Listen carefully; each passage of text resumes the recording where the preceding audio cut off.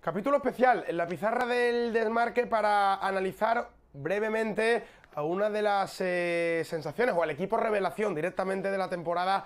en la Liga Santander. Hablamos del Granada, el Granada de Diego Martínez, que hasta la 11ª jornada era el líder en solitario de la Liga Santander contra todo pronóstico, pero su derrota en el Coliseum ante el Getafe, unido a la goleada del FC Barcelona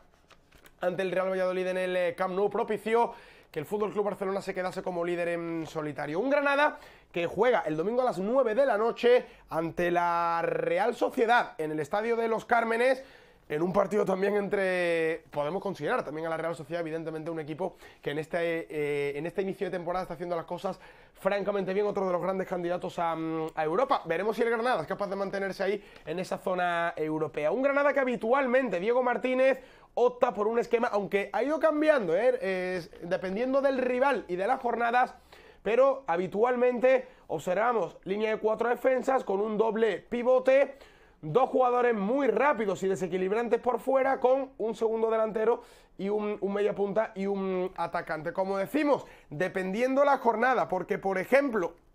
ante Osasuna, en el partido que el Granada consiguió ganar por la mínima en los Cármenes, vimos prácticamente dos delanteros, porque este futbolista, segunda línea, era Carlos Fernández, Soldado se quedaba fijando a los centrales y Carlos Fernández también muchas veces adelantaba en la presión junto a Soldado, con lo cual el sistema era más parecido a un 4-4-2, con Gonalons y Yángel Herrera como doble pivote y Antonio Puertas y Vadillo en las bandas. Pero por ejemplo luego llegó el partido frente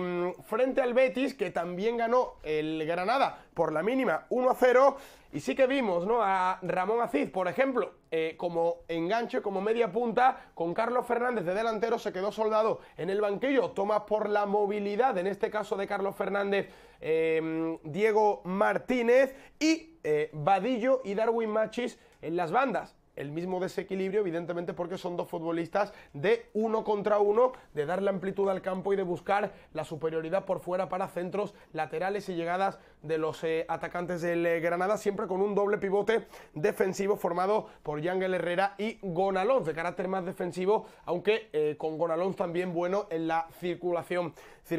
de balón. Pero ante el Getafe vimos alguna novedad importante, especialmente en la primera mitad. No le salió bien el experimento a Diego Martínez, que introdujo a tres centrales, entendiendo que el Getafe, con su sistema habitual 4-4-2 y con los dos delanteros que también caen mucho a banda, pues con tres centrales entendía que ya tenía superioridad en esa zona para combatir, para contrarrestar, mejor dicho, a los dos delanteros del Getafe. Pero no le fue bien la apuesta. Como decimos, la apuesta por Domingos Duarte y Germán Sánchez, que son los centrales habitualmente titulares, pero añadió en este caso a Martínez, Diego Martínez, el entrenador del Granada, añadió a José Martínez como central zurdo del Granada, dejando a Víctor Díaz como carrilero diestro, entrando Coibasi como carrilero zurdo, y luego de centro del campo en adelante Eteki fue otra gran novedad, junto a Gonalons, con Darwin Machis de enganche junto a Adrián Ramos, y único delantero Roberto Soldado, dejando por ejemplo, vemos el sistema 3-4-2-1, cambió el dibujo ante el Getafe, pero no le fue bien. ¿Por qué no le fue bien? Pues porque por ejemplo vimos a Cucurella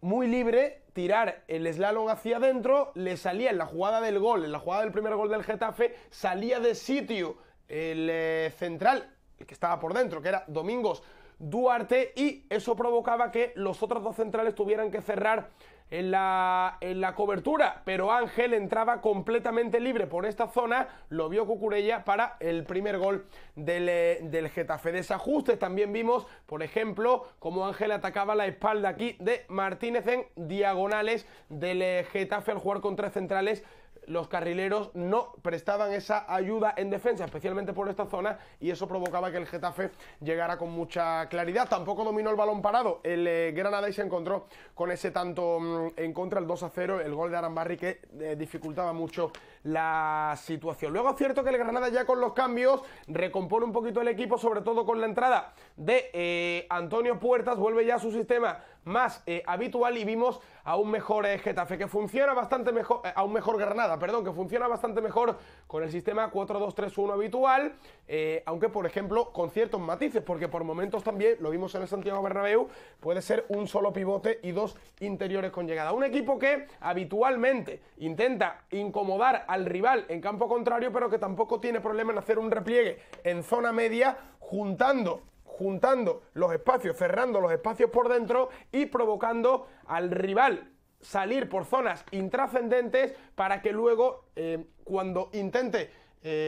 jugar por dentro, robar, y en el momento en el que el Granada roba es muy vertical en las transiciones. Por ejemplo, lo vimos ante el Betis, error en la pérdida de Javi García por esta zona, la presión asfixiante del Granada, que robaba, el balón era para Carlos Fernández, que veía la incorporación de Vadillo rápido al espacio, como decimos, muy vertical el Granada por sus extremos, Carlos Fernández que veía la llegada de Vadillo y definía a la perfección para hacer el tanto del triunfo. Un Granada, como decimos, muy rápido en las transiciones gracias a sus hombres de banda. Antonio Puertas, el jugador más determinante del conjunto nazarí, que lleva bastantes goles en lo que llevamos de temporada, pero no solo él. Darwin Machis, también muy desequilibrante, Vadillo, jugadores que por fuera hacen mucho daño, y un delantero referencia como Soldado, que siempre realiza la función de fijar a los centrales, sacar de sitio a los centrales, venir a recibir para liberar espacios y a partir de ahí la llegada de los extremos para hacer mucho daño. Un Granada al que le va las cosas francamente bien y que se enfrenta el domingo a las 9 de la noche ante la Real Sociedad. Una Real Sociedad que seguro va a intentar llevar el control, la iniciativa, el peso del partido, y el Granada que ya sabe. Los jugadores que tiene la Real por dentro, seguro que lo estudia muy bien Diego Martínez, con lo cual le poblará bastante el centro del campo para intentar sobre todo que en esta posición de influencia jugadores como pueden ser Oyarzábal y Mikel Merino no encuentren nunca comodidad y Oyarzábal no, Odegaard y Mikel Merino no encuentre Odegaard especialmente los espacios entre líneas. Por eso el doble pivote se antoja fundamental en este caso para el Granada, que ya sabemos que la Real Sociedad por fuera también hace mucho daño con sus extremos. Lo va a intentar vigilar muy bien el Granada, cerrando todos los espacios por dentro, a partir de ahí intentar pillar a la Real Sociedad fuera de sitio para poder lanzar los contraataques. Partido interesante entre dos equipos que están francamente bien en esta temporada y que van a deparar un duelo de conjuntos fuertes, un duelo que seguro nos va a deparar cosas muy positivas. Granada con 20 puntos, Real Sociedad con 19 peleando en esa zona europea, domingo a las 9 de la noche en el Estadio de los Cármenes.